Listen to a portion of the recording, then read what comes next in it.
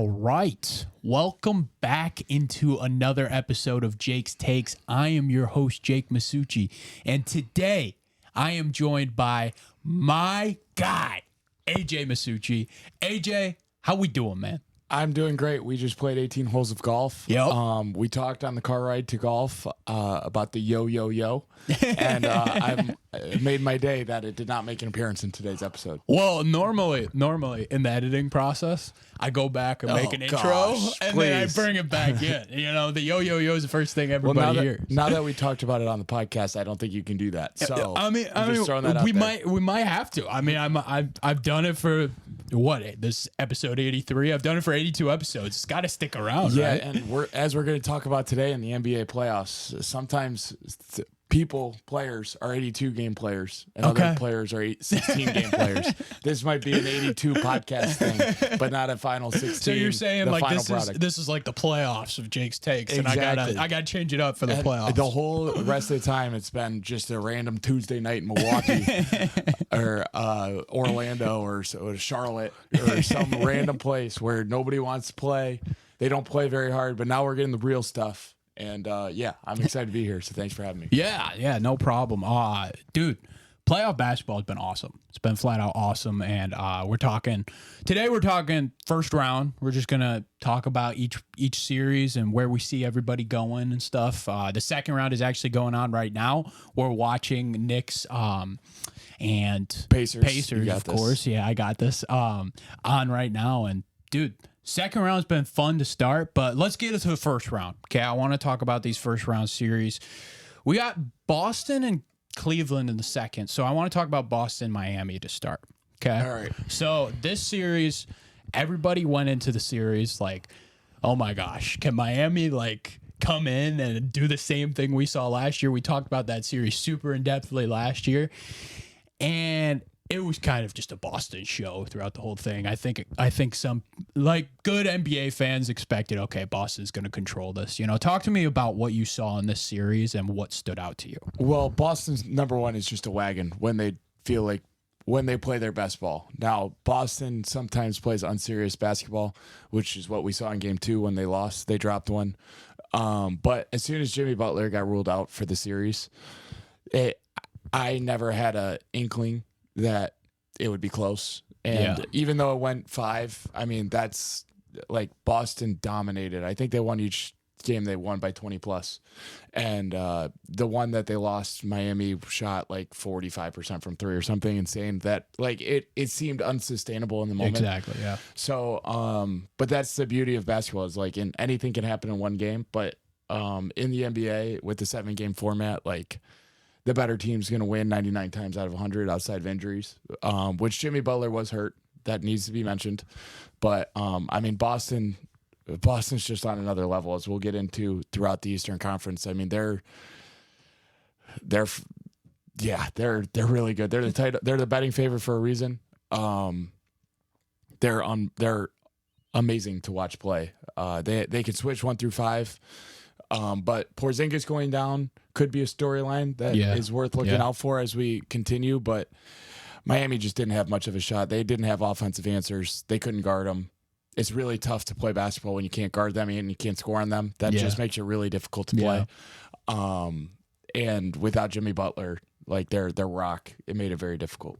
Yeah, I mean, with that Miami-Boston series, like we've talked about it all year, pretty much this year. Like Boston is just better than everybody else in the Eastern Conference. It's insane. It's crazy. I believe they clinched the Eastern Conference by like 14 games. Yeah, like nobody was close. Yeah, I mean it's absolutely ridiculous. Like watching them play too, because like defensively, it's unreal. You know, we've talked about Drew Holiday, we've talked about Derek White, like all these guys and how elite they are at the perimeter. And it feels like Jaylen Brown's taken a step up. It feels like Jason Tatum looks more efficient because there's less pressure on him to do as much, you know? And Kristaps Porzingis has like opened up their offense in so many ways. That loss is going to be killer. It's going to be killer going into Eastern Conference Finals, into NBA Finals, you know, stuff like that. I'm really interested to see how they bounce back from that. How do you think they'll bounce from that? So I think it is a killer. Limits their upside, obviously, when you lose a talent like Porzingis. Probably, I think when I did my player rankings for my own personal preference, I think I had him in the 30s or whatever. Okay. But, so anytime you lose a top 30 player, it's going to be tough. But in this Eastern Conference, with the matchups that they have, and a backup as suitable as Al Horford, now when they get to the bench now, it gets a little bit thin quick. Yeah. But I think that I don't think it's going to play that big of a factor unless like they get to the finals. Yeah. Which I fully expect them to do even without him. But we'll talk about that going forward. I think Al Horford's more than suitable to sub in for a series, maybe 2 or maybe series and a half, whatever it ends up being, as long as he comes back full. Like getting him back in full force is much more important than rushing him back, unless they find themselves down 3-2 or 2-1 or some kind of situation like that. But that would be pretty surprising with the teams remaining in the Eastern Conference. Yeah. I mean, this series wasn't like crazy fun to watch or anything. No. I really kind of centered on game 1 and game 2. And like watching game 2, it was so like Miami shot over 50% from 3. They hit 22 threes. It was like a franchise record, whatever it was. And that's the only way they could have won the game. You know, their offense is fun to watch. Bam's really good.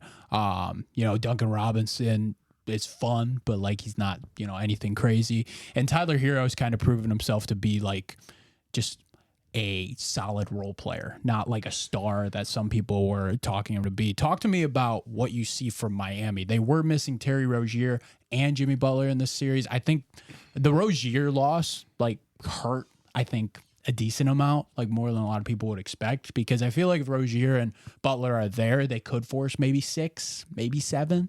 But I get it. Boston's really good. So talk to me about what you think of this Miami team.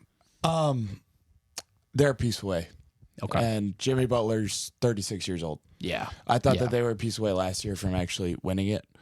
I still think that run, like, credit to them, it happened. So there's nothing, but it was a little fluky where they got prime Duncan Robinson back out of nowhere, who just keeps getting better and better, by the way.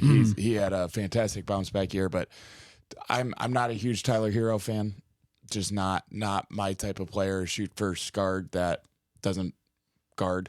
Yeah. Not my, and like inefficient guard as well. Yeah. Like, Bill Simmons, I think, put it perfectly in saying like he's like a Lou Williams. Yeah. And I think that there are a lot of those guards in the league that I'm just not a fan of, like Anthony Simons, for example. Yeah. And just like there's a bunch of them, Jordan Poole, good Jordan Poole's like this. That where like they can win you a playoff game, but they can also lose you 2 or 3. Yeah. So I don't think he has the third best player, which maybe it's Rozier, but again, if Terry Rozier is your third best player, you're not going anywhere. It's true. And they don't really have many assets. Jimmy Butler's 36. Pat Riley came out today in a press conference, season-ending press conference or whatever, and he said something about like, if you're not playing, you got to keep your mouth shut, about Jimmy Butler, saying that they would have beaten Boston if they would have played, or if he would have played. So it seems like, and Zach Lowe on his podcast last week hinted at maybe a departing of ways between. So it might be a little reset. It just depends on what direction they want to go, because you know that Pat Riley's not happy with the first round exit. Yeah, that's not what the heat culture is all about. So we'll kind of see where that goes. They might be sellers rather than buyers, because I think their window is now Bam's window more so than it is Jimmy's. Yeah, it's definitely interesting to look at, because Miami went from the NBA Finals last year to, you know, Well, they also went from 8 seed to 8 seed. Exactly. So that's another way to look at it. But yes, it is like a crazy step down in the fact that like they were in the NBA Finals. They beat Boston in Game 7. Now Jason Tatum got hurt, but that's a different story. And then this season just has to be really disappointing. You'll point to Jimmy Butler's injuries, Terry Rozier missing basically every game since he got traded for at the deadline. And but at the end of the day, like Jimmy Butler's 35-year-old forward that relies on getting to the paint. Yeah, that is injury prone or battles injuries. I should say. Yeah. And so at the end of the day, like how much can you rely on him for next year? Like I don't know. and he'll have a high trade value. So we'll kind of just monitor the situation, sees where it goes, because he's up for a contract extension, and paying that same guy, a 36-year-old forward, $250 million does not sound very enticing. So I get it though. So, but Miami Heat, they're known for cutthroat decisions and making those. So we'll kind of just see where it goes. Yeah, no, I like that. I like that a lot. So I want to pair these next two series together. Okay, when we talk about it, and this is going to be Magic Cavs and Pacers Bucks. And the only reason I want to pair these two together is because I found them to be the most boring. Okay, just from the NBA first round. All right, okay. And this is just me. I know there was a Game 7 in one of these, and Pacers Bucks has some interesting aspects, but I think everybody expected Giannis to play. And then when Giannis didn't play, to me, it just wasn't as fun to watch. There were some really good finishes and there were some close games, but I don't know. Like, it just felt like there was something missing.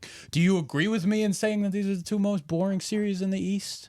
In the East, yes. Okay. Oh, well, no, because the Celtics-Miami series is pretty boring. Yeah. No, that's fair. There's just storylines there that I like, you know. The thing with Giannis missing the whole series like he did, it seemed like 4 teams that would just be happy to win one round. Yeah. And we'll get into it in a little bit, but I don't think that the Cavs and the Pacers are great teams. Okay. Yeah. And same with the Magic. Like, there's just a lot of flaws. Yeah. They're young teams that were like, all right, let's go try to win one playoff series because they're just not good enough to win like championship caliber teams like there are the West, for example. And even Philly had those kind of aspirations. But the games themselves were very, very entertaining. Like, you had buzzer beaters, you had a Game 7. Yeah. So in that sense, like, they were still fun. But like going forward and projecting forward, those two like series, I don't think it's hard to take away from like a playoff round win. Yes. But it's not like they beat a great team in round one, because the Magic the Cavs beat the Magic. Let's start with that one. Yep. The Cleveland won in 7 in this one. Cleveland won Game 7 yesterday or 2 days ago from when you're listening to this. And like they just, I didn't think that they did an amazing job of exploiting the flaws of the Orlando Magic. Like the Orlando Magic, like outside of Paolo, don't have offense. Yep. And they have a hard time making shots. Jalen Suggs didn't look the same. He was kind of limping around. He had a tough time keeping up with Donovan Mitchell, who was awesome. He's by really, the way. really good. But and Evan Mobley had some really, really fun moments of looking back to his rookie year of when people were comparing him to Tim Duncan, which is still a little insane, but he had some really fun moments on the defensive side of the ball. And but I mean, going forward, and the Magic, like Paolo had some really cool moments. Yes. Franz, not so much. Franz really struggled in Game 7. Really struggled. Yep. But and he's got some things that he needs to work on. And I think it's clear that if they want to make it further next year, they're going to need to get somebody better than him. We can get into that. But or he just has a big offseason and he really works on his shot, because I still believe in him. I think he's going to the jumper for me with Franz was the concern coming out. Watching him at Michigan, and Michigan was still my team then, so like I was fully invested. I could just tell with the jumper, I was just like, am I sure this is going to be super consistent right away? And like, there's all the signs that he can be. He shoots 85% from the free throw line. You know, he's a solid shooter, and this has been his worst year shooting since he's been in the league. But I don't know. Like, I think he's gonna figure it out, and it's something that can definitely be worked on and will be figured out. Especially like these performances are what shape people in their development. They have a performance like this, like Kobe Bryant with the air balls. You know, it's the same thing. They always use this to get better. With Suggs, like he'll do the same thing in order to, like develop his body. Be like, okay, now I got to take care of myself a little more, so I'm not banged up for the playoffs. Like, now we just got here. This is a young enough team to where I think they're definitely going to figure it out and grow, because they're an unbelievable defensive team. Like, that's the reason they were here, and that's the reason why this series may have not been that much fun to watch. But I mean, it was solid. Like, I watched the full Game 7, and it was just back and forth physical basketball throughout the whole first half. And like, I was half watching because it was 42-42 at halftime, and you're like, oh man, what am I watching? And then Donovan Mitchell goes for like 20 in the third quarter, and you're like, okay, like this guy's for real. And I talked myself into the Cavs last year, and I tried so hard not to talk about myself into them this year. And I have one point on Cleveland that I wanted to run by you. Do you think Jared Allen fits with this team? Because ever since he was out game 5, 6, and 7, if I'm correct, right? Mm-hmm. Yeah. So, and it seemed like they played better with him off the floor. Do you think he's a good fit for them? That's kind of been the whole thing with them, is that they have two bigs that can't shoot or won't shoot.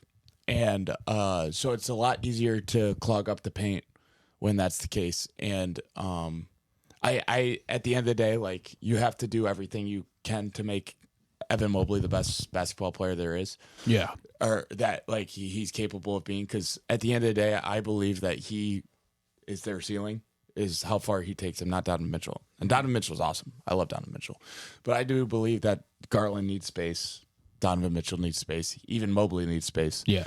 And instead of having him in the corner and Jared Allen as the main screener, like, I think Evan Mobley is a center at the end of the day. But you need, like, it's tough because, like, who's going to trade you somebody better than Jared Allen for Jared Allen? Yeah. And that's the difficult conversation at the end of the day. Because when they first got him, I don't think Evan Mobley was even on the team. No, he wasn't. So, and he's developed so much in Cleveland. And he's under contract for a couple more years, so we'll see where that goes. But at the end of the day, no, I don't think it's the perfect fit. I don't think that they can win a championship with this core as it is right now. Now, you can tweak it a little bit and then maybe see where it goes. But, I mean, there's only, 6 spacing centers that also play defense in the whole NBA. That's true. Miles Turner, who we're watching right now, Victor Wembanyama, Chet, Brook Lopez, and I'm drawing a blank on a couple others, but Wendell Carter's one, but he's not great. He's not changing your life. So, like, at the end of the day, like, there's only so many, like, elite shooters that can space the floor and actually have defenses guard them and protect the rim on defense or be solid on defense. So it's just like, that's the dream every team has, but every team's also looking for one. Yep. So it will be hard for Cleveland to kind of get that mix right. Yeah, no, I like what you're saying there for sure. And, with Cleveland, like, I don't know, it just seems like you need just a little more because it felt like Mitchell dragged them, like, to that win. Like, you didn't see Garland have a great series. Karis LeVert hasn't had the offensive, like, spark that you would expect from a guy like that, like, especially with how he's perceived by everybody else. Like, he's perceived as a scorer, and it seems like every time you need him in a big situation, he just doesn't show up. Yeah, well, that's what I've come to expect from Karis LeVert. I'm not a huge Karis LeVert fan personally, but he has gotten better on the defensive end, which is why he's able to play sometimes in playoff games. But one thing with Darius Garland, I'm a huge Darius Garland fan. He's had a really bad year. Yeah. He was doing all right. And then he broke his jaw. And I've been there where you can't eat solid food for a long stretch of time. Like, there's just no way that, like, you could get back to being your best self in the NBA, in the same NBA season. So, like, I'm cutting him a little bit of slack for this series in particular. Hopefully he picks it up against Boston. I don't think he will, because that's a very tough matchup. Very tough. But, like, I am cutting him a little slack, and I'm not, like, selling my Darius Garland stock that I have. I'm keeping it. I think he'll be a really good player. It may not be, if Donovan Mitchell decides to extend in Cleveland, it may not be in Cleveland, because that fits a little wonky as well. They both ball dominant small guards. Yeah. It's tough to make that work all the time. But and I know that there's plenty of teams like the team that they just beat that will be looking for a point guard. Yep. So we'll see where that kind of leads. But I think that they are heading into a buzzsaw in Boston in this next round. For sure. For sure. All right. So Pacers Bucks. Okay. We talked about it a little bit, but I want to get your opinion on the Bucks. Okay. The Bucks lost Giannis for this series. And my question, I guess, here Isaiah Hartenstein just made a 3-quarter shot. Wow. Halftime buzzer. That's crazy. That's crazy. So my question here is, did you expect Milwaukee even, like, let's say Giannis is healthy, okay? and they're going against Indiana. Like, did you expect them to make a run at the Eastern Conference Finals with the crew that they had now and go against Boston and be like one of those teams if they're completely healthy? Or like, what did you expect kind of going into playoffs from this team? I think they would have beaten the Pacers in 5. Okay. And then they'd be in a war with the Knicks. Okay. Probably go 6 or 7. I would expect them to win. Yeah. And then I would expect them to lose to Boston in 5. Okay. With a healthy Kristaps Porzingis. Yeah. So, I mean, Giannis, like, he's unreal. Unreal. And he's like the second best player in basketball. And when you lose that, you're kind of drawn dead, especially when like your backup power forward is Bobby Portis, who apparently can go drop 20 in a playoff game. But and when your depth is already thin, it like you losing a guy like him and then also losing Lillard when they did. Yeah. Like, I just think that they kind of got screwed by injuries. Now they have to get better. They have to find probably 2 more rotation pieces. They need a healthy Chris Middleton, who was great in this series. Yeah, he was. They need Brooke Lopez to beat Father Time for another year. Yeah. And they need a better rhythm between Damian Lillard and Giannis. Yeah. Which I think will come. I do. It's both very different situations for both players. Yeah. And I expect them to be right back in the Eastern Conference Finals picture next year. I like it. Yeah, this series to me, like, it was just the Bucks without their best player trying to compensate, and Indiana, Siakam just playing out of his mind. Like, he had an unbelievable series in this game and really showed you like almost a full package and how he's developed, you know. Halliburton had some games where it was solid, had some games where it was just like, you could do a little more, you know. This Pacers team, though, I mean, I've talked about it most of the year. Like, I just don't know how far they're going to go because their defense is just not great. I love watching them on the offensive end. They play the fastest pace in the NBA, and it's so much fun. They're up and down the court the whole way. It's just tough when you can't defend. So talk to me about your opinion of Indiana, your opinion of them, how important it is for them to win that series, and then moving on into New York. Yeah, it's great for them. I mean, they won a playoff series, so that's a huge checklist item on the path to a championship, right? And even like in future years as well. I just think that they're a very unserious basketball team right now. Okay. Tyrese Halliburton, the first 2 months of the year, he was an MVP candidate. He was 1 or 2. It was him or Jokic or Embiid. Well, probably behind Embiid at the time. Probably, yeah. But and then he hurt his hamstring, and he tried to come back a little too early so he could meet that 65-game mark and get his $50 million bonus that would be paid out over 5 years, which is an understandable reason. I would come back early from a hamstring injury as well for $50 million. But since then, his numbers just have not been the same. He's shooting significantly worse from 3. He's down to like 32% since like the moment he came back. He's only averaging like 17 and 6 rather than the 30 and 12 he was averaging. Like, the numbers just aren't there. You could tell, like, if you watched him in that in-season tournament and then watched him now, like, it's 2 different players. The way he's attacking switches, he's not shooting the ball with the same amount of confidence.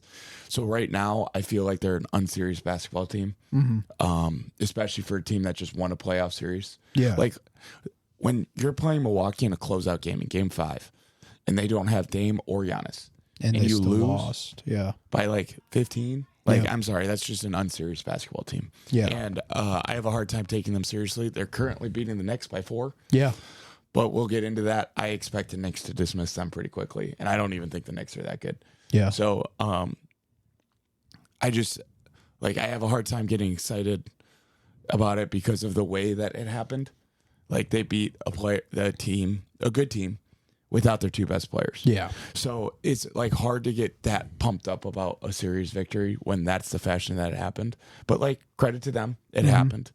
And I expect them to be like going forward, like, I expect them to be a perennial playoff team, perennially getting to the second or third round, or like at least like in great series with hopefully Tyrese Halliburton, like MVP level Tyrese Halliburton, or top 10 player of the league Tyrese Halliburton, rather than the player that we're getting right now. Yeah, no, I agree. I agree 100% on Indiana. They got some fun players, and they're a fun team. Like, I love Andrew Nemhard. I think he's awesome. Guy really defends, and I love his brother, too. I talked about his brother a lot on the March Madness one. Even though he didn't have a great year, I'm still rooting for Gonzaga and Ryan Nemhard. But let's move to Knicks 76ers, okay? This was probably the most fun series in the Eastern Conference. And, dude, like, Jalen Brunson, man, oh my gosh. Those last 4 games were flat out incredible. Every performance was just magnificent. He turned into Bernard King on, like, almost steroids. You know, like, he was unreal. Wait, quick question. What year did Bernard King play? 72? Yep. Yeah. All right. Definitely reminded you exactly of Bernard King. I mean, this is what I hear about. Okay? I'm just giving you a hard That's what time. I hear about. And, I mean, he was great. He was pretty bad in the first 2 games of the series. Yeah. And then he adjusted, which I thought was great. I feel bad for him, man. I mean, he has to do everything. It's crazy. Everything for the Knicks offense, especially with Julius Randle being out for the playoffs. I mean, their second option right now is DiVincenzo. You know, which is crazy. Or OG or whatever. But yeah, he has, like, in the half court, he has to do literally everything.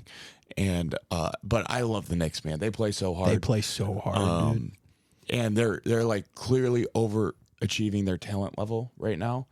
And but they're like a good team. They got a real superstar, with like real guys on their playoff roster. Now, Tibbs will only play 6 or 7 of them, which honestly, with the injuries that they have, like, I totally get. But like with Bohan being out and Julius Randle being out, like that makes it really difficult. But they're still like good. They're still really they good. still got a good 7 right now. Yeah. And Josh Hart is that guy, brings it on the defensive end. Dante DiVincenzo has been shooting decent. He didn't have the best series, but like near the end of the year, he was their second option. I fully expect him to bounce back. Exactly. But, and a McBride, you know, another guy like that. Yeah. Keep going.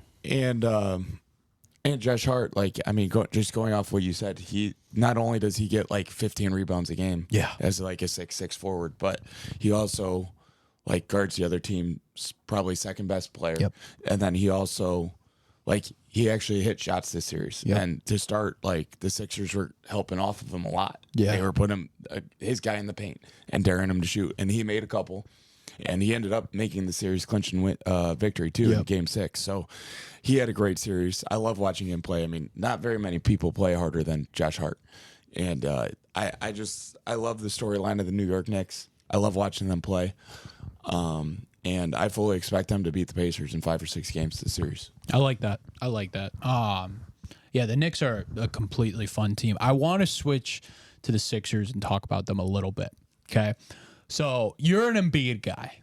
All right. I am. So try to save my image of Embiid. Okay. For me, we used to argue about the Jokic Embiid thing all the time. No longer an argument. But I mean, with Embiid here, like, I'm trying to give him credit. He played a decent series, but like, I'm watching that. I think it was Game 5, was it, where he struggled near the end of the game? Yeah, but Game 5, and I'm like, this is a constant thing. Like, it keeps happening to him in the playoffs, you know. And I don't want to blame the injury. Like I get it with the injury because it's clear that he wasn't like 100%, but he also had a game where he had 50.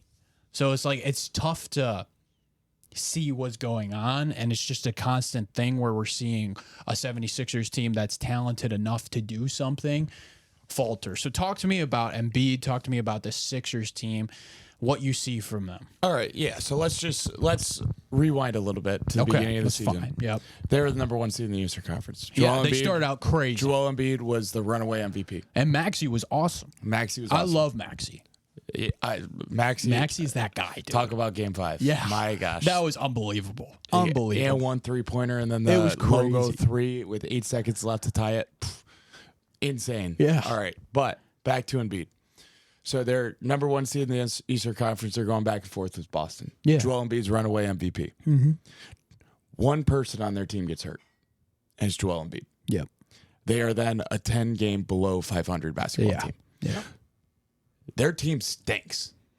Let's just keep that in mind. Like, Maxi's great when Embiid's there, when he's got a running partner to play off of. Yeah. But, like, when he's the number 1 option and your number 3 option is Tobias Harris, who hopefully the Pistons don't sign him. That was really, really rough. But, so, who also just disappeared for 2 months in the regular season as well, not just the playoffs. Yeah. And then, like, you're running out, like, Nick Batum as, like, who's a good 5th starter. I love Nick But Batum. when he has to try to score the ball, like, please, it's tough. anybody, It's like, tough. Yeah. shield your eyes. Exactly. Like, it's bad. So, like, they don't have a good basketball team. Yeah. The only reason why they're there is because that one man exists. Yeah. He's also limping around. He's got, like, a freaking knee brace on that goes from, like, his thigh to his ankle. Like, I just, like, all I want one time is a healthy Joel Embiid playoff. Yeah. And we may never get that. He's turning 30, I believe, this summer. Yeah. So, like, time's running out for that. But, like, when he's at his best, he's probably, like, just as good as Jokic at his best, if not better. I mean, he's that level of scorer, player, hub, defensive hub. Like, he is that level of talent. And that's all I've been saying is, like, and yes, this playoffs one wasn't great. Yeah. They should have, not saying that they should have won, but if they would have gotten a better matchup, they could have won. If they didn't take their seed from 1 to the thing 7. the thing is too about it is like what I'm trying to give credit here in the fact that Brunson had to score 40 points 4 straight games in order for them to win in 6. You know, and Josh Hart had to hit his open threes, and like the Knicks had to play really well to win that series in 6. So the Sixers did give them a good series. Well, you know? yeah, and also not to mention that every game came down to like the last possession. Yeah. And the final, I believe I saw a tweet earlier this week that the final series like score number was like 650 to 649 or something like that. It was like a 1-point margin. Mm-hmm. So it's as close as a series ever gets. Exactly. So it was like, I think the Knicks will take care of Indiana a lot easier. Yeah. I think that the Knicks are the second best playoff team in the Eastern Conference, and I think that the Sixers would be the third. Yeah. So I don't think that this should be like some huge indictment on Embiid. Yeah, like, for sure. All right. Also, so they were like 30-14 or 30-12 when Embiid went out. Mm-hmm. They stunk without him. Stunk. Yep. They were like the 9 seed or 10 seed when he came back. They went 8-0 in the regular season, won the first play-in game. Yeah. So like clearly there's something else there that's not just an Embiid problem. Yeah. But I mean they got an ability to go sign a max player this year. Yep. And they got some trade assets. Like I fully expect them to go get a guy. Who that guy is, like who knows? It could be Paul George. It could be LeBron James. It could be Jimmy Butler, I've heard too. Jim. That would be a something. stretch. That'd be something. Just like storyline wise, considering the way that ended the first time around. And then like, or you could even go after some lower level guys. Like if somehow OG Anunoby becomes he is a free agent, but if he doesn't resign, if he doesn't resign, New York or some like, there's players out there. Even going get a Malik Monk or someone like even like a step down, Klay Thompson. Add the depth. Exactly. Yeah. And then like I fully expect the Sixers to be right back in the top 5 conversation. That was a great playoff series. Yes. I enjoyed every second of it. Yeah, I mean, and the Knicks, like you could easily say that the Sixers win that series in 6. It's just as easily as the Knicks. No, you can't do that, right? That's revisionist history, and you could play the what if game all day long, right? Like, what if I had $1 billion? Like, I'd own the Pistons, and we'd be in the championship. But like, you could play the what if game all day long. At the end of the day, he's got to get it done. I realized that as an Embiid guy. Yeah. But you know what? Jokic had to get it done, and then he did. And then like LeBron had to get it done, and then he did. So like, there's still time for him, and I love watching a talented 7-footer because it wasn't too long ago when we thought that there would never be a great center again, and post play was dead. And he's him and Jokic have single-handedly brought it back. Yep. And I just think he's a special talent. And he's an all-time great, especially when he's healthy. So I just want to see him have some playoff success. And I feel like we're getting robbed of that right now with the injuries. Yeah, no, that's completely fair. Completely fair. All right, so we got Celtics, Cavs, Pacers, Knicks. Who is your Eastern Conference Finals? So I've mentioned it earlier. I think I'll go Celtics in 5. Okay. Celtics would be in 4, but for whatever reason, You they just give can them a never. game. Yeah, I give them They a can game. never take care of business the way, like not even against the Heat when they outscored them by like 80 points. Yeah, the thing is too is Mitchell could go off for 50 any night. You know? and the Cavs are a good team, and Porzingis is out. I'll say 5. Okay. Probably closer to 6 than 5. Yeah, 5. Let's Okay. go Celtics in 5. And then I'm gonna go Knicks in 5. 5. Well, this might age badly because the Pacers are up 4 in game 1 right now. Yeah. But 5 or 6 for the Knicks in a pretty blowout style fashion. I like it. But what do you think? I would go similar. Like I think I'd have Boston in 5 because I like to give the Cavs a little bit of the benefit of the doubt. But I did say this year they were going to win one series and lose in the second round. I didn't get on the Cavs bandwagon. I'm proud of myself there. But and then Pacers, Knicks. I agree with you. Like I feel like it's going to be really tough for the Pacers to like win the series. Their offense is so good that I'm going to make it 6. Because I do feel like Halliburton's going to wake up a little bit because him and Brunson, he's going to be like, hey, I'm just as good as Brunson. You know, that competitiveness is going to get to him. But I just think the Knicks have too many dogs on their team, man. And if Tyrese Halliburton plays like MVP Tyrese Halliburton, that's the way to the series. Exactly. Is that Tyrese Halliburton's the best player in the series. Yes. And then that way, I think, is a real way for them to make a run at it and probably win in 7 or 6 if that happens, which I just don't expect to see because I've kind of given up on that thought. For sure. Especially after the week of rest between regular season and the playoffs starting. So I thought that it might happen last series. It didn't. So therefore, I'm just going to go with the Knicks. For sure, for sure. All right, well, this is going to be a long one today. I hope you guys were ready for it. Whenever AJ's here, it's always going to be a long one. So we're going to take a break and get to the Western Conference after the break. Hello, hello. This is Giovanni Mosheri. You might have heard me a couple times on Jake's Takes. I am the sports media director of Oakland University's campus radio station, WXOU, and I've been the host for about 2 years of a weekly sports show called The Jomo Show, where we cover all of Oakland University athletics, including a weekly update on scores and highlights, as well as interviews with athletes or those otherwise involved in athletics. You can listen to The Jomo Show live on WXOU Thursdays at 6, or you can tune in to me afterwards on Spotify. It's The Jomo Show. All right. Welcome back into the show. And let's get to the West. Okay. So we're going to start at the top. OKC, New Orleans. OKC swept the series 4-0. Okay. Let me interrupt you. Okay. Let's start with New Orleans. New Orleans. I want to talk about New Orleans. You want to talk first. about New Orleans right away. All right. All right. I like it. The play-in game, they were playing against the Lakers. This was a crazy playing game. Crazy playing And game. Zion was Zion. He was Like, unbelievable, dude. He was the best player on the floor with Anthony Davis and LeBron James on the same floor. And, like, it's not prime LeBron. Yeah. It's pretty dang close to prime LeBron. Yeah. And he was the best player. And then he went out with that injury. Oh, I was heartbroken, man. It was a tie game. Me too. Like, I think there was a minute left, maybe minute 30 or whatever, like final 2 minutes. And, that just, like, I was like, this is it. Zion's here. You could tell the energy just went out the building right after. Yes. It was And heartbreaking. Brandon Ingram stinks to watch. Yeah. And I was just like, it broke my heart. I love Trey Murphy. Yeah. Trey Murphy's a dog. Trey Murphy's awesome. Herb Jones. Herb dog. Jones, awesome. CJ McCollum He's okay. should consider retiring.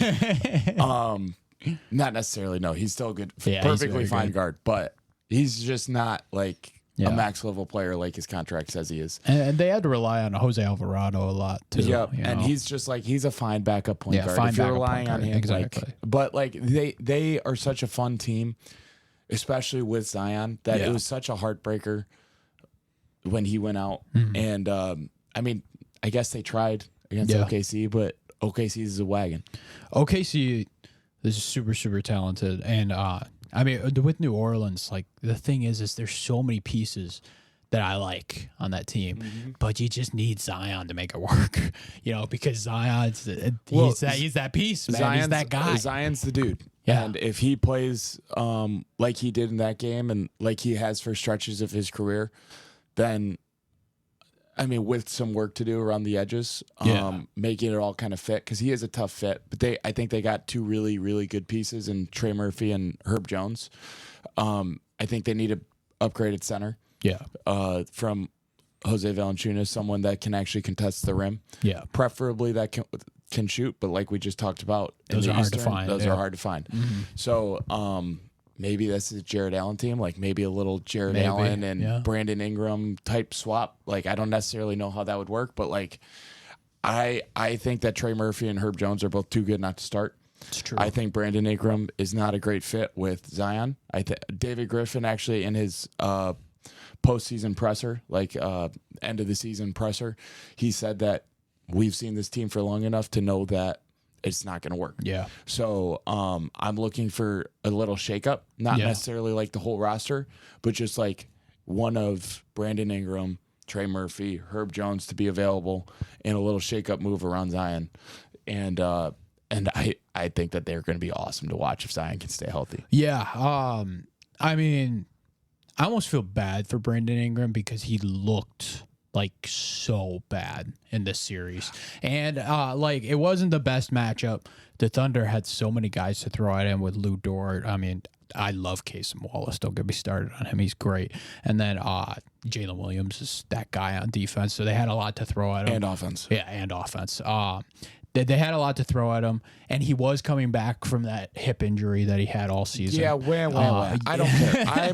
I am not a Brandon Ingram fan in the slightest. Like, have fun taking your mid-range fadeaway jumpers, double team, triple team, ball hog.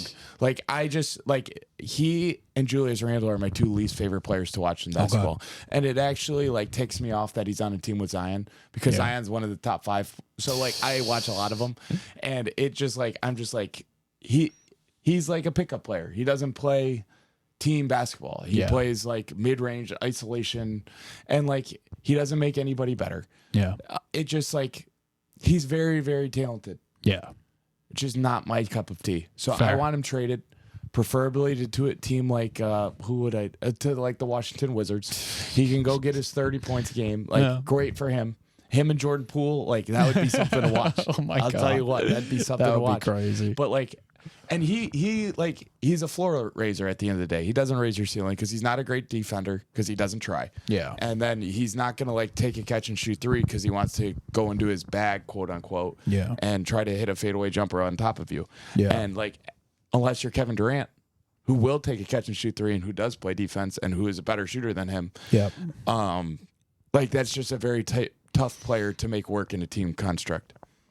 Yeah, no, I get what you're saying completely. Yeah, and the Pelicans here, like, it was just tough because with Zion it works, and without him it just doesn't work, And if you're the Pelicans, trading Ingram is probably the move, and trying to figure out that second star. Would you want it to be point guard? Where would you want it to be? What do you think would be the best fit with Zion? So I think the most important thing is to get a center. Okay. Preferably one that could guard. Yep. No, it has to be guarding. Preferably one that can shoot, but like that's it's kind of like a Jared Allen, like you were saying earlier. Well, Jared Allen can't shoot, but like Jared Allen would be the next best thing, because right now like they can't guard the rim. Yeah. They're terrible rim defensive because Zion negative on defense. Like he's not helping you very much. And so like I think they need a real upgrade over Valanciunas. And then like in a perfect world you'd go get a guard too. But like what about like a Brandon Ingram for Darius Garland swap? Ooh. Like that could be something that at least intrigues me. But and then you go get a center that can protect the rim, score a little bit on offense, but that's all secondary. Control the glass. Yeah. So that's what I think. And then like if Zion's that guy, that's kind of the situation he thrives in. So if the second best player, it's probably easier to find a point guard than it is center. But because then you got two great wing players in Trey Murphy and Herb Jones. Herb Jones. You still got depth with like Larry Both the Nance. great 3-and-D players. Larry Nance is awesome. He's a great Jordan player. Miller, I think, is going to be a stud in a couple of years. Good. He's just got to fill out a little bit more. Dyson Daniels is a fine backup winger. Like, they got depth. Jose Alvarado. They got depth. Like, that's fine. They still have that Hawkins guy from UConn, right? Yeah, Jordan Hawkins, not Miller. Yeah. I said Miller, but Hawkins. it's Jordan Hawkins. I really like him. He was one of my sleepers coming out of the draft. But yeah, the Pelicans definitely, I think, have a good future, and it will be interesting to see because it was kind of cool that David Griffin was honest. Like, yeah, we don't really think this team's going to work the way it is, you know? So it definitely means they're going to do something. I would hope so. Yeah. I would hope so. Now, it's always easier to say that. It's always easy to say that you're going to do something. Yeah. It's also harder to find the deal that actually works. That's true. But we'll see where it goes. But in terms of this series, what actually just happened, Chet Holmgren was awesome. Yeah. He was awesome. Like, the Pelicans could not score in the paint. And he shut off, like, people were afraid of Chet Holmgren. And Chet Holmgren is awesome. Yes. He's awesome. He is that guy, man. And, like, the Thunder are just so fun to watch. Like, they set, like, a lot of guard-to-guard screens, a lot of ghost screens. They get the matchups they want. They're very deliberate about how they want to play. Josh Giddey's taken a lot of flack this year for his we'll talk on-court performances. And because he can't really shoot. He's kind of a weird player. But he's starting to figure it out a little bit. And he's starting to kind of like pick his spots of where to attack, where to be aggressive, when to move the ball. And they're awesome, man. They're really good. They got a really good coach. Just one coach of the year. They got a closer, in Shea. They got a defender in Dort and Cason Wallace. Jalen Williams, he's just like the rock solid, like 22-8. Yeah. Like he is awesome. They make me happy. They're like they're what the Pistons should be. They're not. They're way better. Like, they just hit on every move. Yep. Until, like, who knows? Maybe the same thing will happen with Preston. He trades away the next James Harden. Maybe. But like, they've done such a great job. They're like the model franchise of the NBA right now, which is crazy to say as they've been good now for 1 year. Yeah. But they've got every draft pick for the next 7 years, basically. And they have a ton of young talent. Yeah. And they're just, and they're fun to watch. Like, at the end of the day, it's an entertainment product. They're fun to watch. And I just can't wait to watch them play against a real playoff opponent in this next round. No, I mean, like, all I was looking forward to in these second round Western Conference games was like the Thunder can throw so much at a team like the Mavs, which we'll get into Mavs Clippers a little bit in a second, but like they can throw so many different matchups. Like Jalen Williams could guard Cason Wallace, could guard Lou Dort, could guard Luka. You know, like there's so much that they can throw, and there's so many adjustments we'll see, and that's what I'm excited for, because to me it'll show me like, can Jason Kidd really like win a playoff series and do that? And with Mark Daigneault, it's the first time we're seeing it. It's like, okay, can he make these adjustments? Can he do all of this? You know, so it's going to be really cool because they're young, and there's a lot we're going to learn from these guys, which will be cool. And 90, most young teams, like we said, the Pacers and the Cavs are very similar. Like, you got to go through, like everybody talked about, like in the 80s and 90s, 2000s, 2010, like through the history of the league, like you have to take your battle scars as a young team. Yeah. Like the Bad Boys, Pistons did it. Jordan did it. LeBron did it. Like, everybody's done it for the most part. They might just be that good. I know. I mean, they got everything you need. I think that Chet Holmgren and Jalen Williams are top 25 players in the NBA right now. And Shea's top 5. So that's your big three right there. You got surrounding pieces. You got depth. You got movement shooting in Isaiah Joe. Is awesome. Isaiah Joe's awesome. He's awesome. Yeah. And like, they might be a piece or two away. Like, we won't actually know until it happens.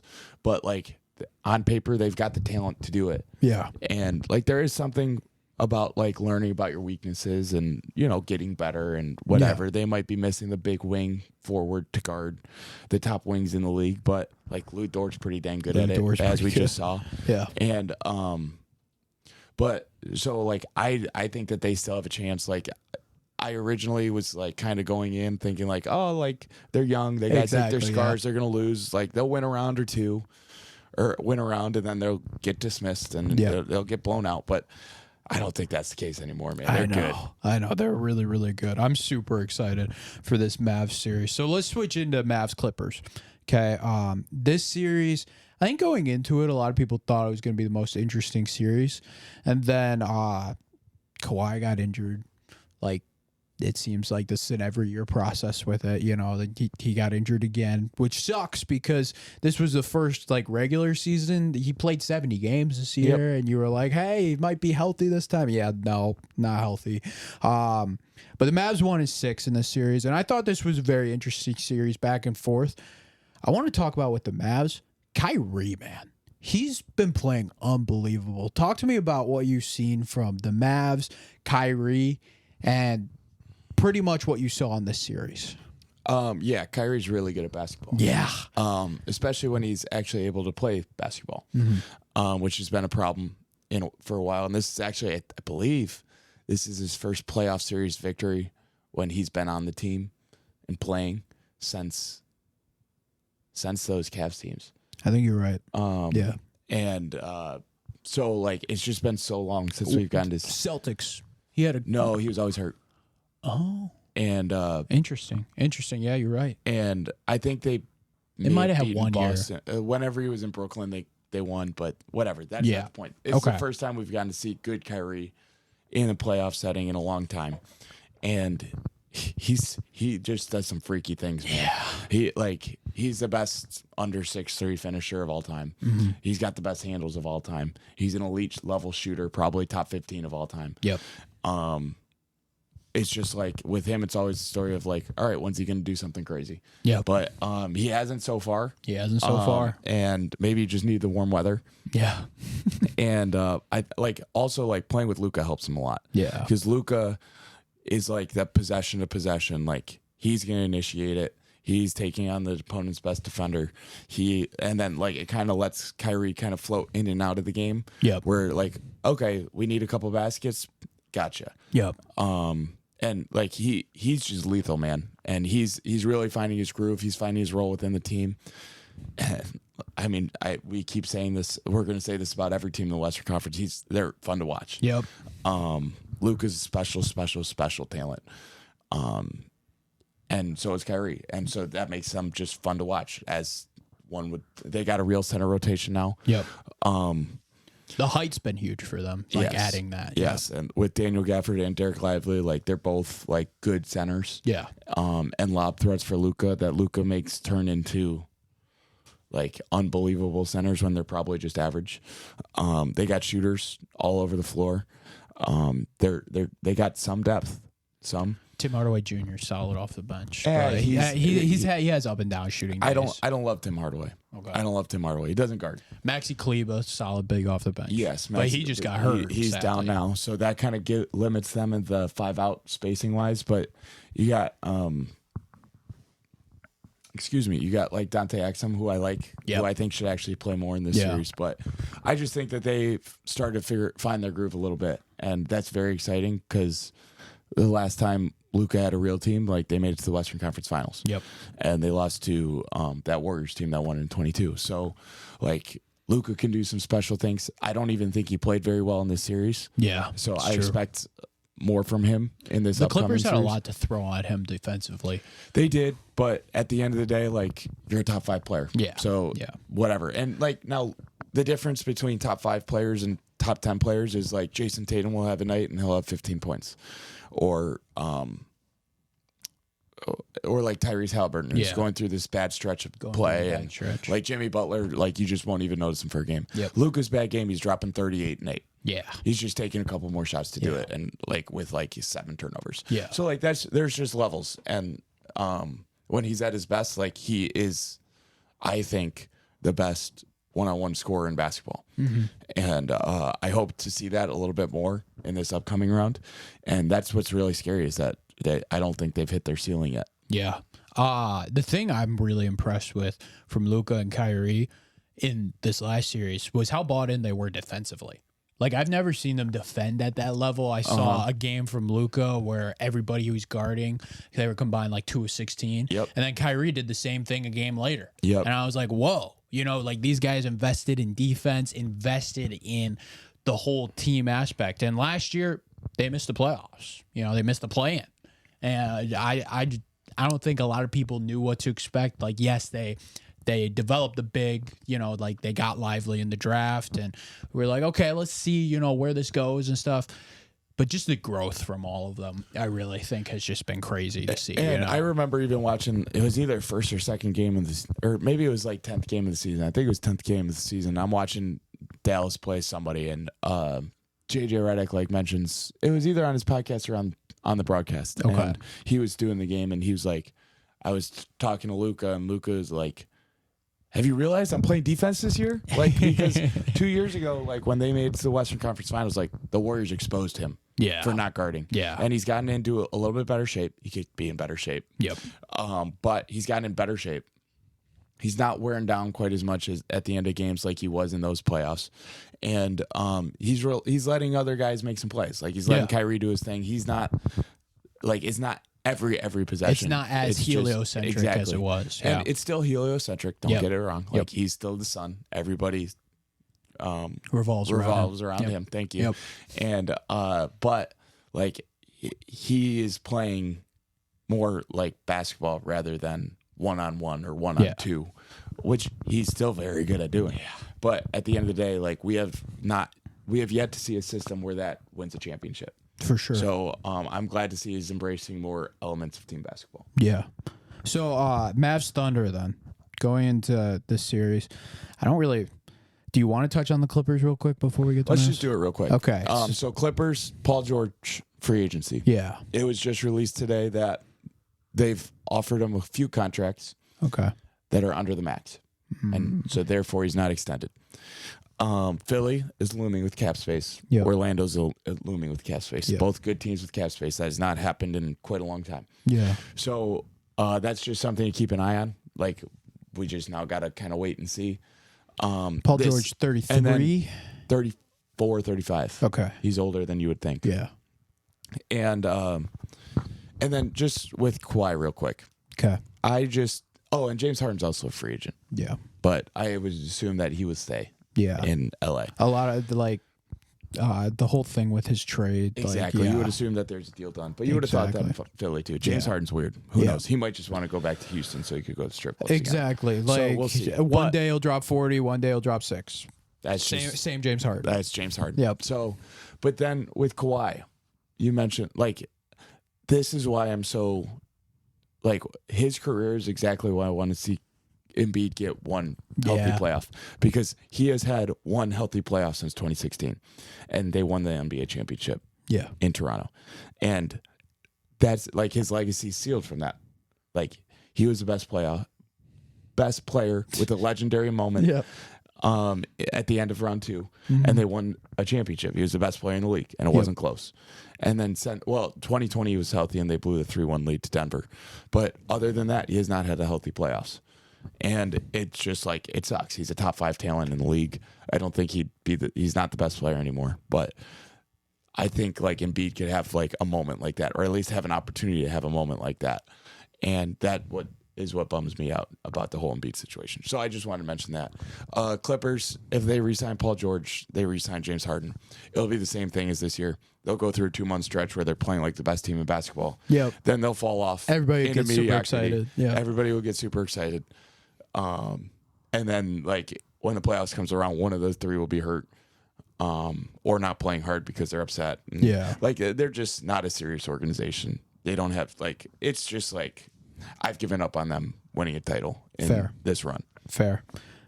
I think this year is kind of everybody's gone off them now, because this is the highest I think people have bet on them in a while, just because of the talent level. You have other pieces as well, like a Terrence Mann and people like that can help the team. And everybody always wanted them to go get a point guard. Yeah. They finally did, and James Harden, and it didn't work. Didn't do anything. So and Russell Westbrook move on not to good something enough there. better. Yeah, but let's go something better. So Mavs Thunder in the second round. What do you expect from this series, and who do you expect winning it? I have no idea. Okay. I have no idea. I will say Mavericks in 7. Okay. Just because, but I would take Thunder in 7 over Mavs in 6. Like, I'm closer to picking Thunder in 7 than I would be Mavs in 6. Okay. I'm only saying Mavs because I think Luka will be the best player in the series. Okay. Shea will give him a run for his money. Yeah. A run for his money. It's going to be crazy. But I just think Luka's that good. Yeah. And that's my only reasoning. I don't like both teams got interest. Like Lou Dort on Luka is interesting. How the Thunder are going to be able to expose Luka's defense. Yeah. And really put it to the test. Because when you got two guys, like, I don't know, will he guard Giddey? Probably. Probably. I would assume. But, like, I don't know. It's just, like, I don't even know where to start. Like, because there's going to be so many adjustments that'll be fun. Exactly. And, like, just how they try to attack Kyrie as well. Yep. It'll go back and forth. I don't know. I'm just excited to watch every second of it.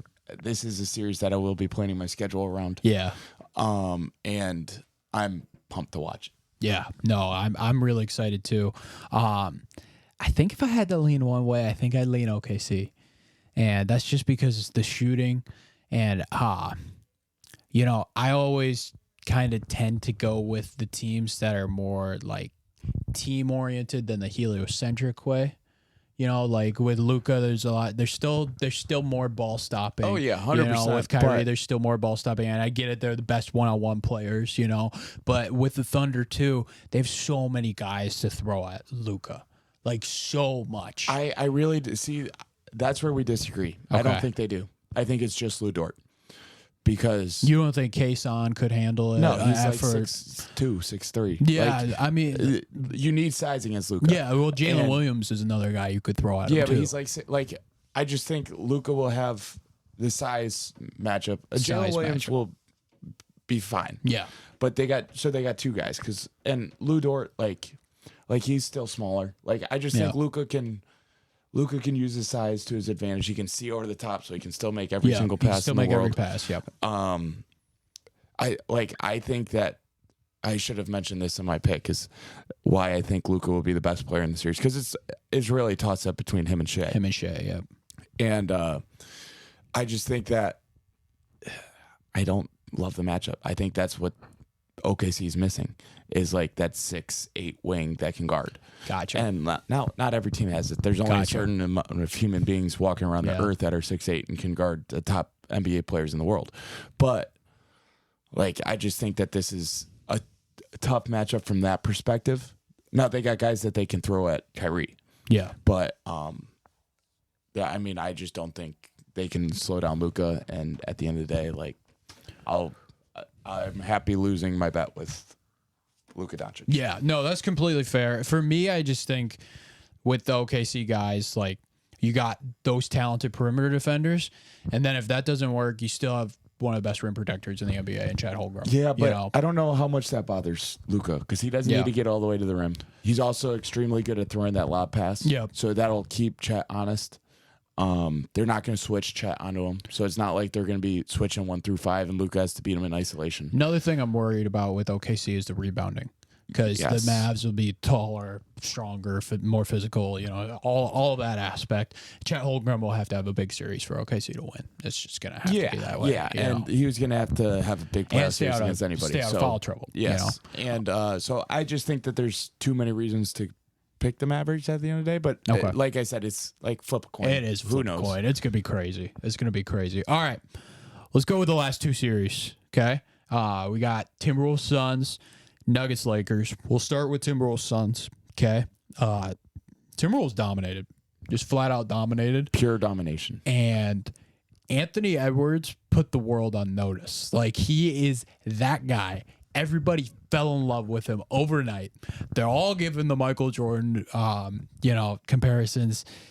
And it was unbelievable. And the way he plays, I kind of get it. Because, like, it's mid-range, it's ISO, it's the competitiveness, it's the trash talk, it's all of it, I get the comparisons and all that. To me, it's a little more D-Wade. Just saying, I like it. I think it's a little more D-Wade with the mid range and all that, and the athleticism, But this was just unbelievable from the Timberwolves. They really put the world on notice. I was wrong about them completely. I just wasn't sure if I thought they were too young, going into it, and I wasn't sure with the maturity. We talked about that game and midway through the season where Cat had 60 and then they lost the game, So I just wasn't sure. They're proving all that wrong, and they looked great in this Suns series. Talk to me a little bit about what you've seen from the Timberwolves. Well, last year before, it was kind of weird because the Anthony Edwards, Karl Anthony Towns, they kind of went back and forth on who's number one. Yeah. Right. And Cat has now clearly emphasized that it's Ant. It's Ant. Yeah. And Ant kind of just took it as well. But they guard, man. They do. They guard. They're really big. do. They're really, really big. Like, not only on the back line with 2 7-footers, but they also got Ant at 6'7" or 6'6" at the 2 guard, and freaky athletic and strong as an ox. And then you got Jaden McDaniels, who's 6'9" and is like that 6'9" wing defender. And that we he's were just really physical about. too, which can get through people. And he's quick. So they just got guys that they could throw at every superstar that they see. Not to mention, only the best defender in the NBA for the last 20 years. So, they're just, freaky good on defense. Yeah. And Karl Anthony Towns getting enough done on offense. And Mike Conley sets the whole thing up. And Naz Reid's unbelievable off the bench. On offense, he is, yes. I love Naz Reid. And then so is, drawing a blank on his name, Alexander Walker. Alexander Walker's been great for them, too. He's been shooting it really well. And Kyle Anderson's just an NBA vet. So, they got guys up and down the lineup, and they just kind of showed that Phoenix is a dumpster fire. They shut down Devin Booker. They limited KD. Anthony Edwards has officially taken the crown as the best shooting guard in the NBA from Devin Booker. He just snatched it and didn't even he didn't ask, he didn't think twice about it. And I still think that there's another level for him to go. Which, in order to win this, actually make a finals push, I think he'll have to level up even more or continue to play this way. Because, like I said, with Anthony Edwards and with guys that are just outside the top 5, the non-Shea, Jokic, Embiid, Luka, Giannis territory, it's great. You can drop 34. A lot of guys in the NBA can do that. You probably do it 7 out of 10 times, 8 out of 10 times efficiently. But what do your bad games look like? What does an off night look like? And so his are still a little, up and down. Now he's 22, 23. It happens. It's okay. It's not the end of the world, but in the playoffs, it is the end of the world. And so, he either can't have an off night because then they can't score on offense, or he has to level up. And that's how they're able to win, is through an Ant level up going forward. Yeah, no, I agree completely. With this Timberwolves, especially against the Suns here, they exploited Phoenix so much with their physicality on the perimeter and just the turnovers. The Suns had almost 20 turnovers in every single game with fast break points all over the place. McDaniels was all over Devin Booker. Anthony Edwards was all over Booker. And Bradley Beal played awful. Flat out awful in the whole series. He's just not a very good basketball player at the moment. And it was not just to mention crazy. his 5-year, $250 million contract, $50 million contract that he signed with the no trade clause. So Phoenix is sticking onto him, but different discussion for a different time. Phoenix is just an unserious basketball team, the most unserious basketball team. They've got 2 top 10 players, Devin Booker and KD, maybe top 12, whatever.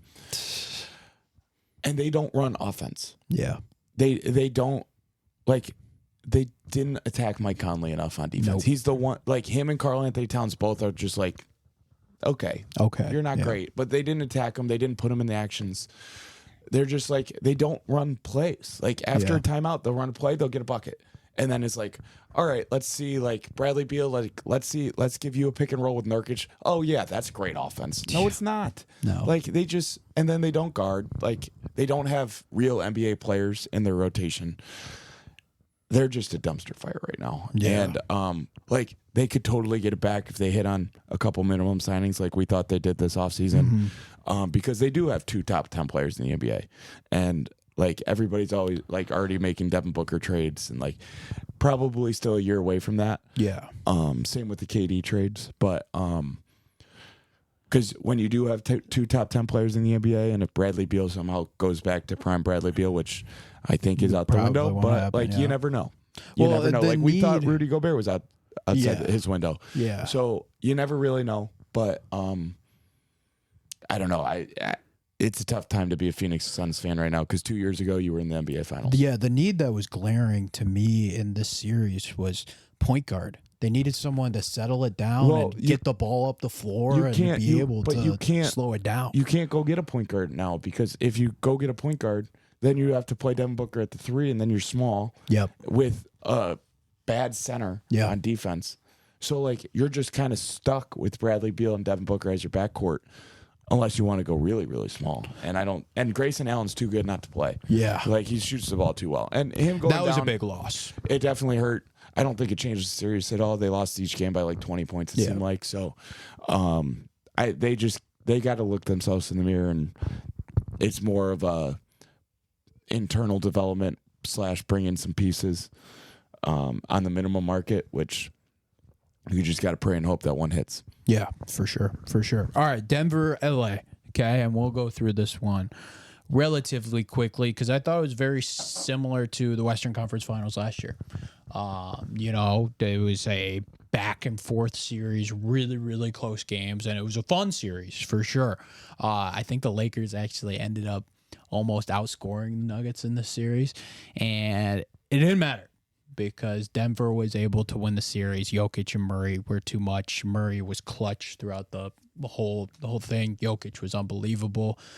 Lakers just didn't seem to have much answers. Talk to me about this series and what your thoughts are. So the Lakers, I thought, put up a this is now 2 years in a row where it seems like I want to give them credit. Yeah. For losing in 5 or 4 like it was last year, but like at the end of the day, like you have to win the games. Yeah. So, but LeBron was awesome. Anthony awesome. Davis was awesome. They need to figure out this D'Lo and Austin Reeves thing because Austin Reeves was extremely disappointing this year. I thought D'Lo was up and down. D'Lo up and down again. He's just not my type of basketball player, but he shot the ball better. So like, It was a little it better wasn't this his year. fault. It wasn't his fault. It was definitely a little better But- this year. So I want to give them credit because they put up a heck of a fight, and it probably was more like 6 rather than 5. Yeah, 5. And but I am worried about the Nuggets. Okay. The Nuggets have been my pick. They still are my pick, as we'll get to. But Murray has looked bad for everything but like 8 seconds of that game. Yeah. Of that series. I'm Yeah. sorry when he hit 2 buzzer beaters. So like that's kind of covering up the fact that he's going like 5 for 15 from the field. Yeah. And Jokic still like I said, bad games for NBA megastars and all-time greats are not bad games for your average person. Yep. But he's not quite at the same level he was.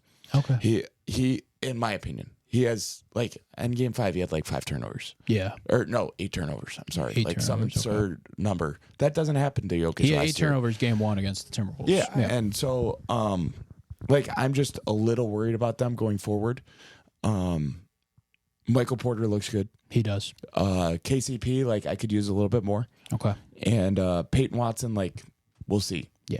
We'll see. I think they're really missing Bruce Brown. Yes. I agree with that. And so I'm just a little bit more worried about them than most people are. Yeah. Now, somebody still has to beat them for me to pick against them. Like Yeah. I will not pick against Jokic because I've learned that lesson too many times now. Yeah. And I came around like early enough, like at the end of round 2 last Yep. year, I came around. But so I'm just a little like 10% more worried about them than everybody else seems to be. Yeah. For me, like I kind of want to talk about the Nuggets more when we go Nuggets Timberwolves. Yeah, of so course. my Lakers real quick. Agree with you completely. Anthony Davis, LeBron were unbelievable. The weird part about like these LeBron teams is it seems like their offense, like all of their offensive rankings, except I think the year they won the finals, have been in the 20s. You know, with LeBron and AD even having big years like this year, their offense was ranked like 23rd in the NBA. You know, so there's something offensively that needs to change and needs to click. You know, on how they're going in that end. Well, they need better shooters and they need better players Yeah. on the perimeter because LeBron can't do it for 82 games. Yeah. Like he used to. I mean, he's what, 40, 39, Yeah, whatever he's he close is. to 40. He's old. Yeah. And like it's amazing that he's even still in the debate for top 10 in the NBA, which Yeah. I think he is, like legitimately. I do too. And he was awesome in this series. So I don't think it's a him problem. I think it's Austin Reeves just not being quite to the level that we thought he would get to. Like Yeah. he didn't take another step this year. It seemed Yeah. like he kind of plateaued almost and even went down at times. Yeah. And I'm not a D'Lo fan. Anthony Davis, like I said, Yeah. like I keep saying, his bad games are bad. They're bad. On offense. He's Yeah. always great on defense for the most part. But so like I just think they need to go get another guy. And they got a couple draft picks now that they can go do it. They got the D'Lo contract. I would like them to keep Rui unless that player is a forward. Yeah. But I think they need to go get another guy, and I think that will solve the offensive problem. Because like the theory that they had with going after Westbrook was the right one, where we need an 82 game guy that can, you know, so we don't have to play in the play-in to barely make the playoffs and then get Denver in the first round. It's true. So I think they need another guy. Like, and that was what Westbrook was supposed to be. That Westbrook wasn't that guy. Yeah. But the like theoretical archetype of player. Of what? And then also he does need to be good in the playoffs, which Westbrook has not been. But like that type of player makes maybe sense. like a Zach LaVine. Zach LaVine would be the bottom of what I would want. That contract scares me. His contract. And that would be the bottom. I would first go after Trae Young, Darius Garland, Donovan Mitchell. Gotcha. Paul George in a sign and trade or some way, like find a way if it's Paul George. Yeah. But then you get a little old, like preferably it's somebody on like, no, Jimmy Butler, I'm good. Yeah.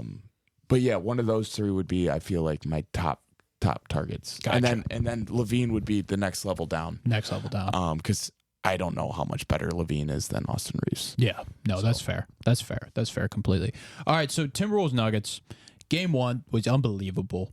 Okay. I watched the whole thing the other night, and you know, the thing I noticed with this, and we talked about with the Nuggets, like Jokic not looking as good and stuff like that.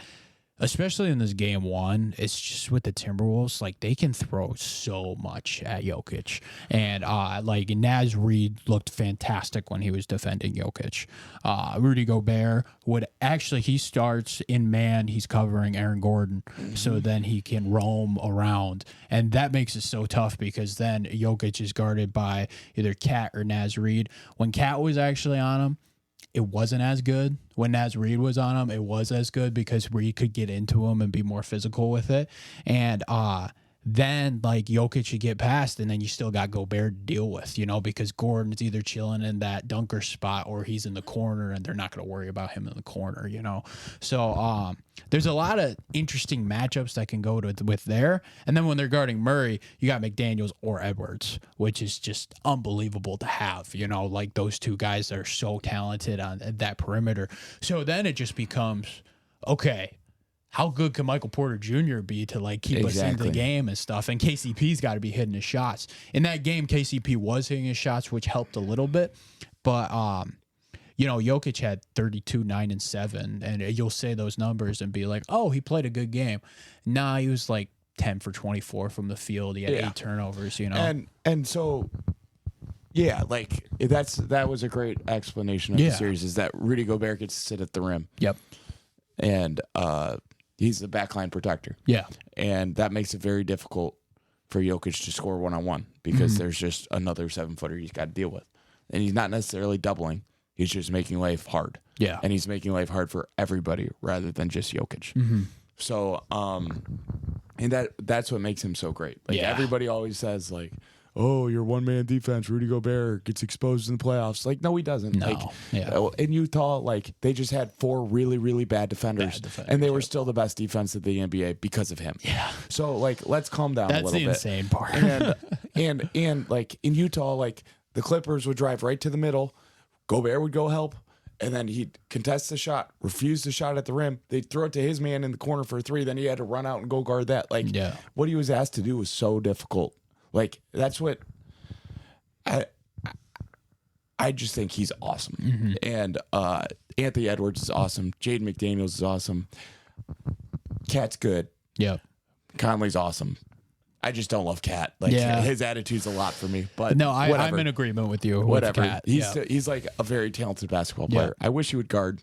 Well, the thing was in this game 1 that I really thought was interesting is in the last 7 minutes, Cat was out because he had 5 fouls, and Naz Reid was in. That always that's the storyline to watch for. Yeah, because well, he's Cat really is bad with the fouls. maybe It's the so worst bad. NBA superstar in picking up fouls. So that's something to watch for, especially when he's guarding Jokic. Yeah, but like Naz Reid was playing better, and they like made the Nuggets were like super close, and then they made a run and were winning by 7, and they put Cat back in the game with 2 minutes left, and I'm thinking to myself. And I mean, Bill Simmons said it too, but I thought the same thing while watching. I was like, this is the wrong move. Like, Reed's playing way better, but the only reason, which I thought Bill Simmons had a good point in saying, was to help the chemistry, to put Cat back in, you know, which makes sense, I guess. But for me, like, it's like, okay, the Timberwolves have guys on their bench that are going to be flat out huge in this series. And the only way the Nuggets are going to be able to win these series is their bench is going to have to outplay the Timberwolves bench. Yeah, and then also just like a thing going forward too for the Timberwolves. If the Timberwolves are going to go on and win the series, which they got a real chance of doing. Yes. I think that they match up excellently, which I will make a point on that in a minute. Is that Karl Anthony Towns has to be their second best offensive player, and he has to be a real second option. Yeah. So like that's where I understand putting him back in, and because like in order for them to actually do anything in this playoffs, he has to be that guy. Yeah. He has to be, and I think he definitely has the potential to do so. It's just that he's actually now got to go out and go do it. Yeah. And 2 totally different things. Like we see it all the time. Like James Harden theoretically could be a best player on a championship team. Yep. He never was. Yep. And never will be. Never will be. Because like, but theoretically, like it was there. And it just, sometimes it doesn't happen. So that was a main reason why I want to put him in. But one interesting thing with the series, so they're GM of the Timberwolves now, Tim Connolly, he built the Denver Nuggets. And before they won the championship, he went and took the job in Minnesota. Yep. And then he built up Minnesota real quick. Traded for Gobert, massive trade. Basically, for this matchup. Yeah. So basically, Tim Connolly is the GM of 2 NBA teams. Like, he built this Nuggets team outside the KCP trade. Yep. And then he built this Mavs team.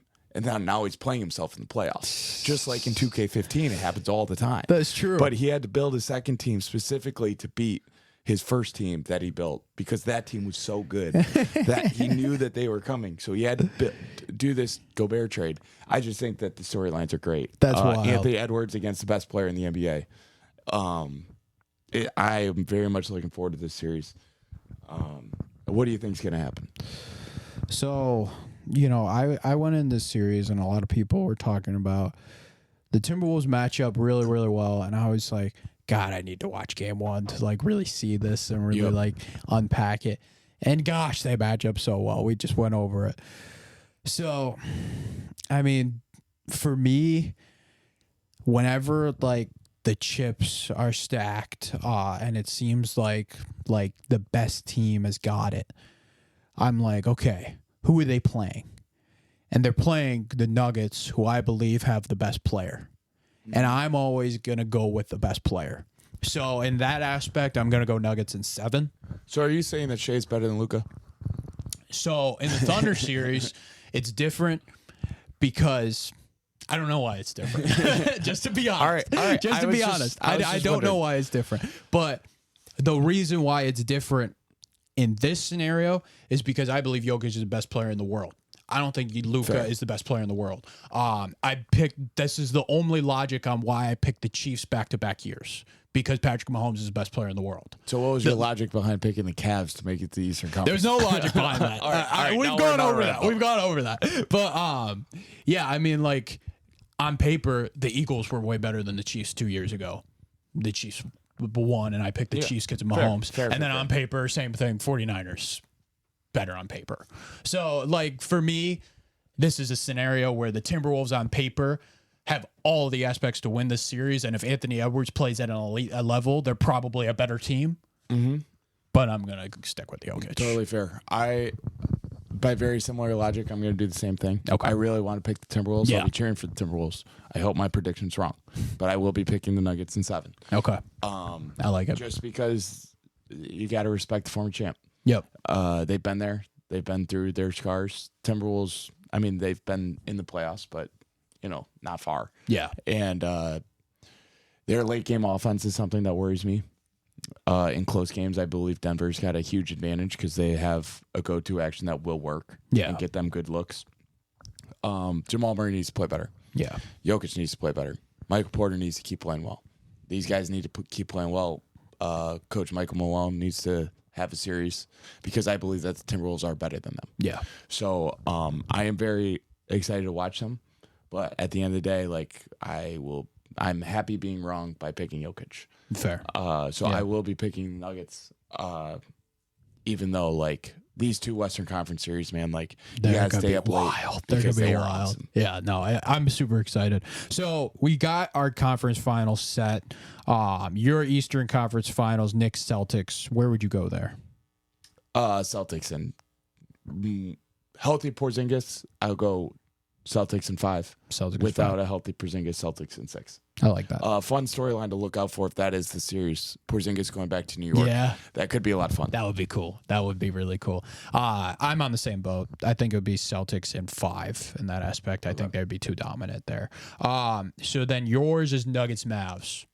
So for the Western Conference. Yes. So It's tough, isn't it? yeah, because like my heart really wants me to pick the Mavericks. Yeah. Because I want Luka to be the best player in the world because he's my favorite player of that top echelon of player right now, at least to watch. But I'm gonna go Nuggets. Nuggets in 6, unless Luka then because if the Mavs go in and beat a healthy Nuggets team and Luka plays awesome, like I think that might be enough to win the crown. Yeah. He doesn't have an MVP yet, but he's had MVP worthy seasons. I don't know. That'd be the debate. I guess it would be how the finals go, but I'll go Nuggets in 6 against Dallas. Yeah. I'm going to go Nuggets in 6 against the Thunder. I just think Jokic would be a little too much for the Thunder to handle. Chet would have never seen really anything like that, and it would spread him out a little too much, so then the rim protection would be a little bit of a problem there. Yeah, I think it would be a tough series for Jamal Murray. But if they were to beat the Timberwolves, Murray would have to figure out 2 better perimeter defenders than like what the Thunder have, So So I think he'd be able to figure it out, and they'd be able to win that series in 6. So we both got Nuggets, Celtics in the final. I said on my NBA for Dummies podcast with Brennan, I picked the Nuggets in, I think it was 6 or 7, one of the 2. I don't remember. But Fair enough. Yeah. First of all, I know that we both had the same finals now. Yeah. This is the betting favorite for the finals. Betting favorite. Yeah. I believe that the Celtics will be there. Very confidently, I believe the Celtics will be there. Me too. I believe any one of those 4 teams, though, in the Western Conference, the Timberwolves, the Nuggets, the Mavs, the Thunder, can make it to the finals. Yes. And I think that shows in our picks where each series went 6 or longer. But I just wanted to say that. Yeah. I'm going to pick the Nuggets at 7. Nuggets 7. I think the Celtics are the better team. Yep. I just think it's really funny when Boston sports fans lose. And so I will be cheering for that. And I just don't think, and if Tatum truly can't be the best player on this championship team, come on. I would have a hard time ranking him Me too. too high because that Celtics team is one of the more talented teams that I've seen outside of those Golden State teams. They're that level of good in their starting lineup. They have the best starting lineup I've ever seen. So, but That's just what I'm thinking. Is I think that they'd have a tough time with Jokic. Yeah. And if the Nuggets are playing that well, where they get to that point, like then I think they're good enough to beat the Celtics. Yeah. If that makes sense. Like the way they're playing, like if they played today, The my Celtics prediction would win. probably Yeah. change. Yeah. Well, I guess not because Porzingis is hurt. But you get my point. Yeah, no, is I that get the your Nuggets point. would need to be playing better basketball to beat them. And yeah, so that's my prediction. Yeah, no, I talked about it on the when I did the prediction. I was like, dude, these 2 games in the regular season were just flat out amazing. Like if we got that as the final, it would just be so much fun to watch. Like just the adjustments throughout the whole thing, and I feel like those 2 teams would be so even and back and forth, and I think it would just be a great watch to have. So that's going to wrap up the podcast. We're currently watching Pacers Knicks, and it's going down to the wire. So Yes, we are. I think we had to wrap up the podcast anyway. But AJ, thank you so much for joining the show. This has been a lot of fun talking about the first round, man. It's playoff time. Yeah, it's playoffs. There's not many times of year that are better than this. So thank you for having me on. And yeah, go Nuggets. For sure. All right. Well, that's going to wrap up the show for today. Thank you guys for listening, watching, wherever you're at. And I will see you guys next time. Peace.